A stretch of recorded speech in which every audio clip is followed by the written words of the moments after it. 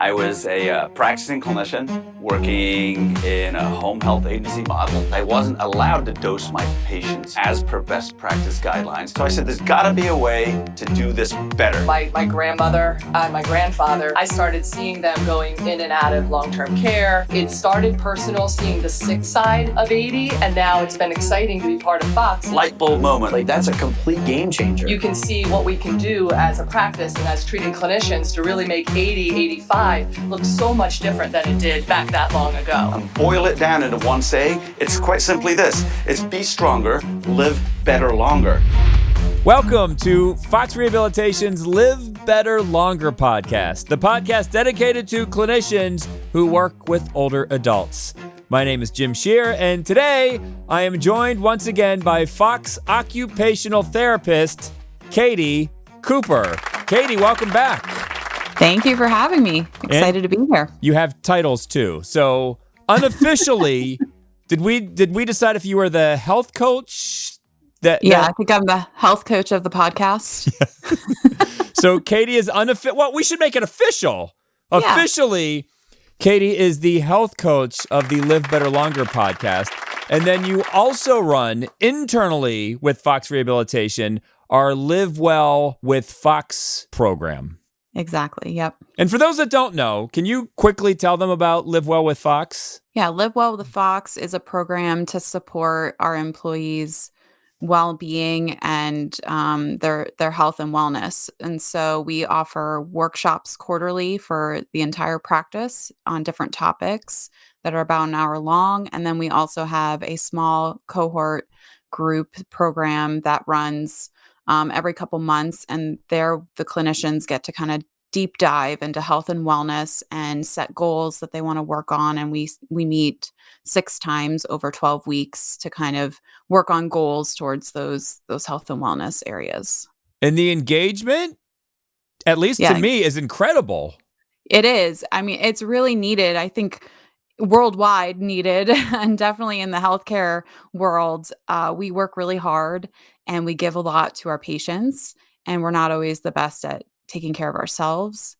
So this is a great way to kind of learn strategies to take care of our minds and bodies so that we can be the best in all of our roles in life, with our patients, with our families, with ourselves. Because the people that do the workshops and the people that attend the small program throughout that 12-week period, I would think that it would be tough for them to take that step to do it.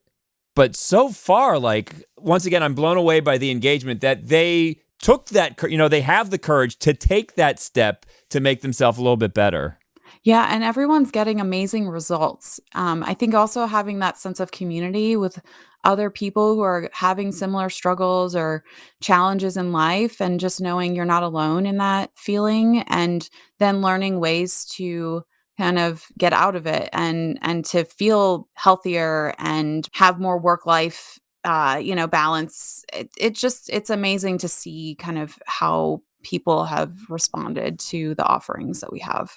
So if someone's listening to this podcast right now and they're like, I want to be part of Live Well with Fox. Well, you can, but you would have to work with Fox. And we would love to have you. So if you want to work with Fox, come join Fox. But, let's say you're not a clinician. You could listen to this podcast. Maybe you'll get some nice little tidbits out of hearing Katie talk today. Exactly. So the topic is, Katie, please. The topic is mindfulness. For ourselves and for our patients, because everybody could benefit from being more mindful.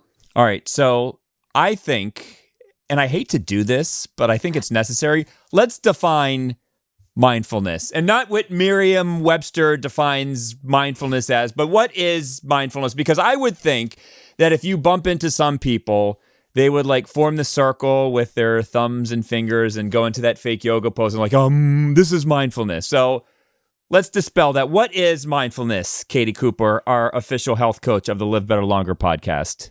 Well, mindfulness is really individual, but it's being present in the moment and experiencing whatever is going on in front of you, within you. And yes, right before this, I did do an Om mantra practice. But you didn't do it mockingly. You did No, it. I did You did not. it for legitimate results. Yes, yeah. So, but, you know, there are lots of ways to be mindful. It can really just be sitting in the moment and just taking account of what is going on around you, what you're feeling, checking in with your senses. It doesn't have to be woo-woo, although It could that stuff be. works It too. could be. Yeah, it It could could be, but it be. doesn't have to be. You just have to be present. But Yes. how difficult is that, especially since we live in a world where we're expected to do a gazillion things all at once? I mean, today's world, it is really hard. And that's why it's a practice and something that we have to kind of put effort into. I know I feel it these days. I'm getting pulled in 100 different directions in my life. And when I feel that way, I really have to step back and take take a moment of and just it could be as easy as just taking a deep breath and kind of just slowing down for a moment. I like You that. know, and I mean, the other thing that I wanted to say about mindfulness is there's so much research to back up how beneficial it is to our bodies. I mean, it improves our immune system.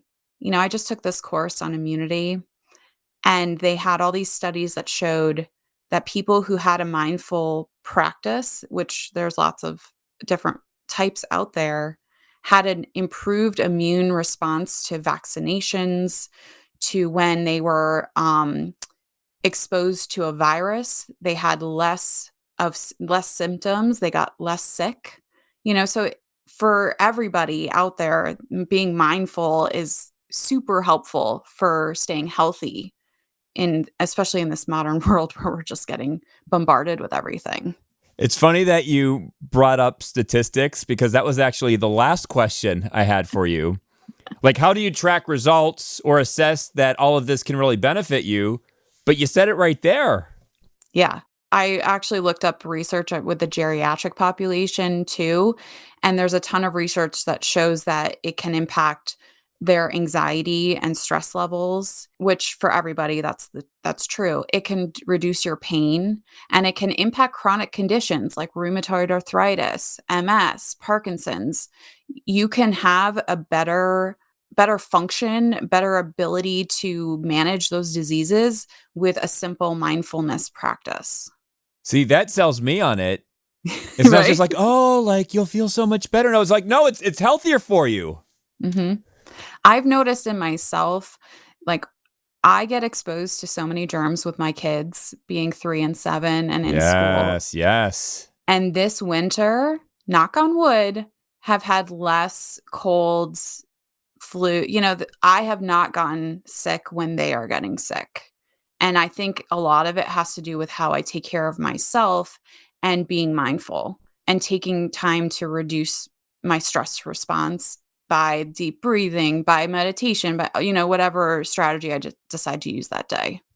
If I was a stressed out clinician who wasn't working with Fox, I would quit my job right now, join Fox Rehabilitation, and then join the Live Well with Fox program with Katie Cooper. Oh my gosh, if there were clinicians that joined the practice for Live Well, that would be amazing. I'd love that. No, but I love that we have a program like this. So it's not Yeah. like work with us and like work until you drop. It's like, no, like work with us, but we care about you. We don't want you to burn yourself out. We have a Mhm. program for you that can help. Yes. All right, so let's start Absolutely. with the clinician.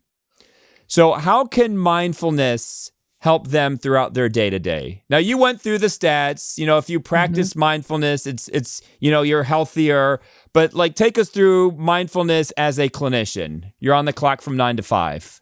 You know, in our jobs, we get pulled in lots of different directions. You're going to see your patient. They have, you know, all of their stressors they're putting on you. You have a family member who calls you. You have an email you need to respond to. There's just a lot of things that you could be doing You're in one documenting moment. too?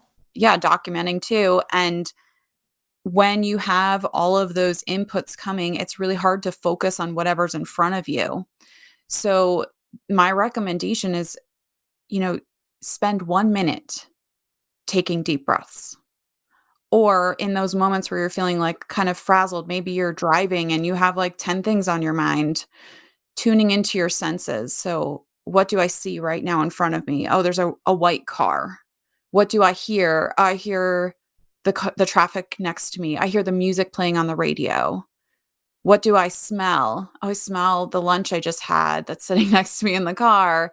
You tune into your senses. It takes you out of kind of the loop in your mind and kind of refocuses on just the present moment. Ah, I like that. What does breathing do? So breathing has like a really direct impact on your nervous system. So when we are stressed out, it turns on the sympathetic nervous system, so that fight or flight, and we kind of get anxious, and our breathing gets out of whack.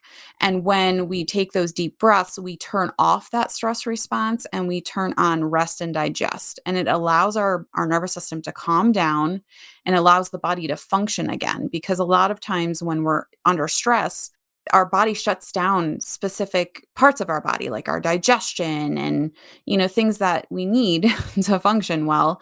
So when we take those deep breaths, we kind of reset the nervous system so that our body is properly functioning. We're reducing that blood pressure, we're reducing anxiety, all those things that make us kind of feel frazzled in our day. You're a genius because that was my second to last question. How do you block out anxiety? But by Mm. breathing, like you said, that stops the madness. Yes. And there are lots of really cool breathing techniques because sometimes just taking a deep breath, you can still have the thoughts going racing in your mind. It's hard um, to really calm yourself with just one deep breath. So there's things like box breathing where you kind of envision a box in your mind, and on the top of the box you breathe in for 4 counts. When you go down, you're holding for 4 counts. You go across the bottom, you're breathing out for 4, and then up you're holding for 4 again. So you kind of envision that box, so then you're using your mind to focus on something while you're doing the breathing, which kind of really shuts everything else out. And you Yes. can do that for like 4 or 5 cycles and have that response. It does not need to be 10 minutes of deep breathing. I love how you have an answer for everything. Because, some people, when they're stressed out, people say, breathe, breathe. And you may say, well, what's that going to do? I don't know. It'll make you feel better. But you have like an actual answer for it. Yeah, I actually have a patient right now that I'm trying to get her to find the mindfulness practice that's going to work for her because her stress and her anxiety impact her ability to really focus on our sessions and to get anything out of it. It's very hard for her to see the benefit of the therapy because she's so anxious about anything new that we try. So trying to incorporate the mindfulness practice into our session so that she can then see the impact of what we're doing. So that was a question I had for you. How do you work in the idea of mindfulness with a patient? Do you just sort of subtly work it in where they don't even know that you're doing this? Or do you explain it to them flat out right when you start a session? For me, it really depends on the patient.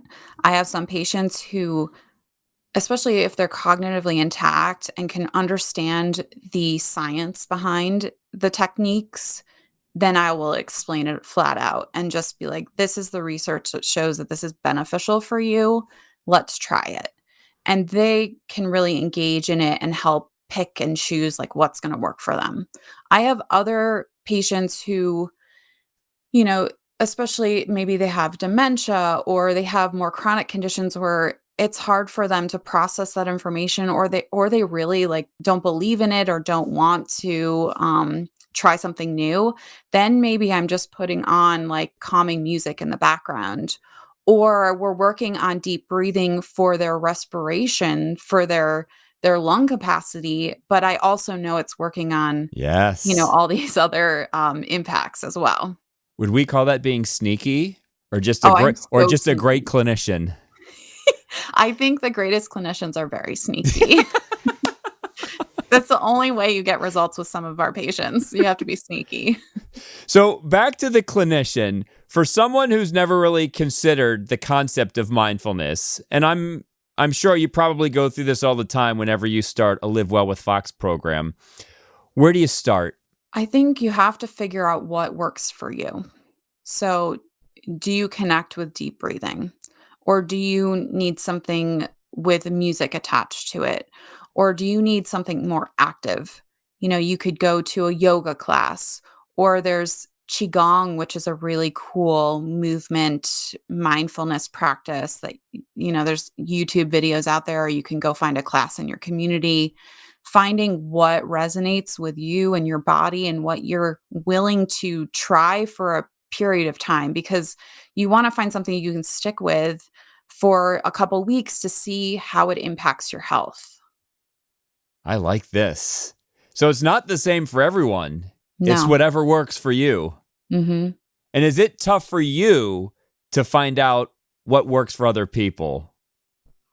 No, I like to see the individual person explore and, find, their solution, their strategy. I like that we're all different, and I can give you lots of suggestions for what's worked for me, but until you kind of explore what's out there and find what works for your body, it's not going to be the solution, until you try it and you figure it out for yourself.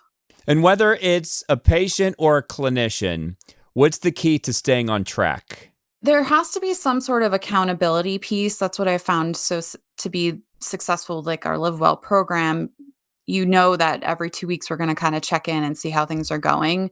So it might be you have a friend you're going to go to yoga class with, or maybe you have a family member that's going to do the deep breathing exercises with you, or you have an app that reminds you to take your deep breaths.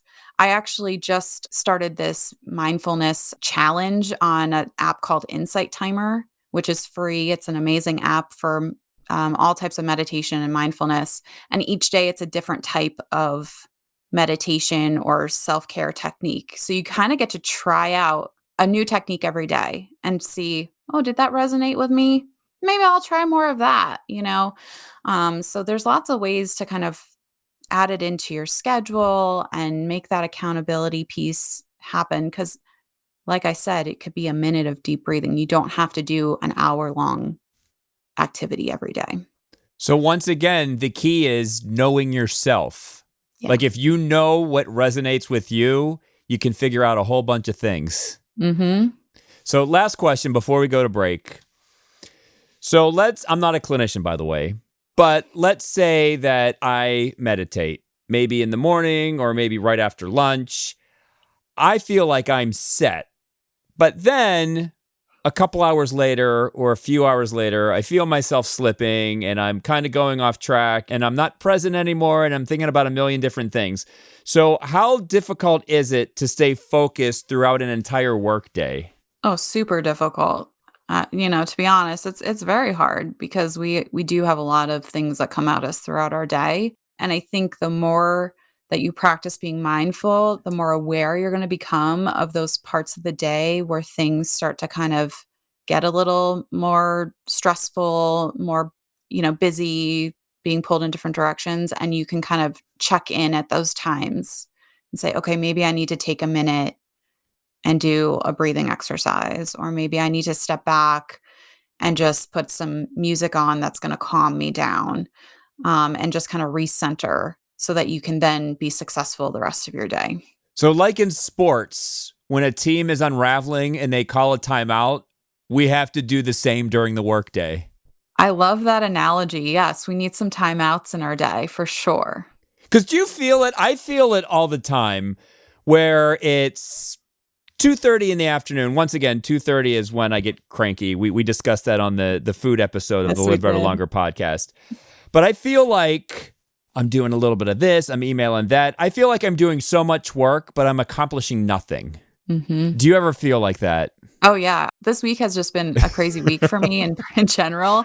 And there have definitely been some times where I'm like, oh, I need to step back, that I am going in 100 different directions. And like you said, not really accomplishing anything. Right, but I'm you're not- moving. Like Yeah. I think sometimes we mistake moving for actually like accomplishing things and being efficient, but we're not being efficient at all.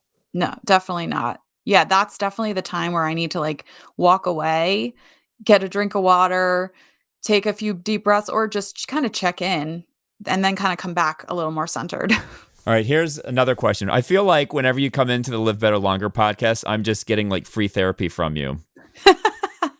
I love that. All right, so I'm frazzled, right? And you're saying take a time out. when I take a time out, say if it's like a 10-minute timeout in the middle of the day, then I feel guilty for taking a 10-minute timeout. So how do I not feel guilty for taking that me time that I need to be more efficient? That's the key right there is like, if you want to be efficient, you need that time out so that you can come back and be present with your work and get things actually accomplished. If you think about a day where you're really frazzled and you're doing 100 things and at the end of the day you're like, what did I actually accomplish? Versus a day where you take those breaks and you feel more centered and focused and compare them. Like, what did I achieve on that day where I took time out for myself? So you're looking at the results. Yeah, you got to look at the results. And then eventually, like, how do you get over that hump? Because I always have that guilt hump. I don't know where that came from in my life, Yeah. but if I stop working for 5 or 10 minutes, I'm like, no, like I should be working. I get that way too. I think that's like the type A personality where you just you give and give and give, and it's hard to step back and take care of yourself. And I think it's just practice, and just reminding yourself that this is what your body needs so that you can be the best at your job. And I think back to when I have been so stressed out and anxious in years past and think about what I accomplished in my job those years and how I supported my team or how I was with my family. And now that I take care of myself, I'm much more focused and attentive with my kids instead of stressed out and like yelling at them. Or when I'm with a colleague, I can really focus on them and have a meaningful conversation and feel like we both get something out of it versus me just trying to get through it. And just kind of like seeing those differences in the experience. So those moments of me time are actually better for the universe. Oh, definitely better for the universe. Yes. All right. This was very helpful. So let's take a quick break. When we come back, I have a few more questions for you, not about mindfulness, but about movies. All of this when we come back on the Live Better Longer podcast.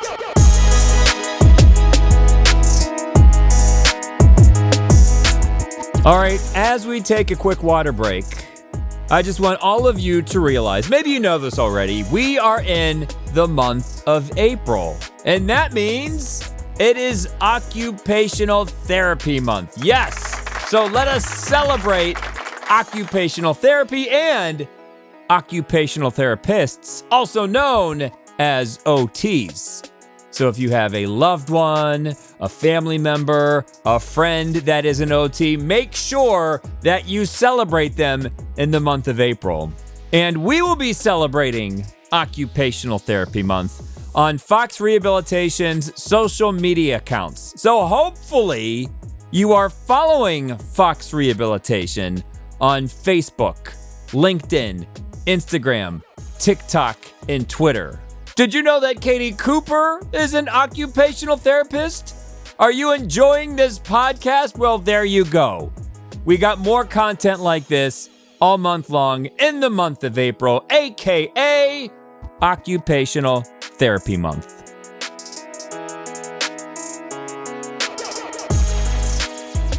Speaking of Occupational Therapy Month, I am back with Fox Rehabilitation occupational therapist extraordinaire Katie Cooper, who is also the health coach of the Live Better Longer podcast. So Katie, I just wanted to know, I don't think we've ever talked about like movies and music and whatnot, but I'm just curious, what are your favorite movies? Do you use movies to chill out? Not really. Not really. Okay. Are you No. into movies? I like movies, but it's really hard to find time to finish a whole movie. Yes. My husband and I started we were watching Glass Onion on Netflix. And we couldn't start it till after the kids went to bed, so I think we watched like 45 minutes of it and it was amazing. And then I think it took 2 weeks before we finished it. It's like this defeats the purpose of this movie. So like entertainment wise, what's sort of in your wheelhouse? Like what does it for you? I like shows, like TV shows, because they're shorter. I can fit that in more than a movie. And I like being active, like going out and doing something. So we'll go out to like a restaurant, or like we went out to a chef experience where it was like a secret dinner. That was cool. I do more of that for entertainment, I guess. For fun, you're Mhm. going out to a restaurant. That's what makes you happy. Yeah. Yep. I like good food. What's your favorite food?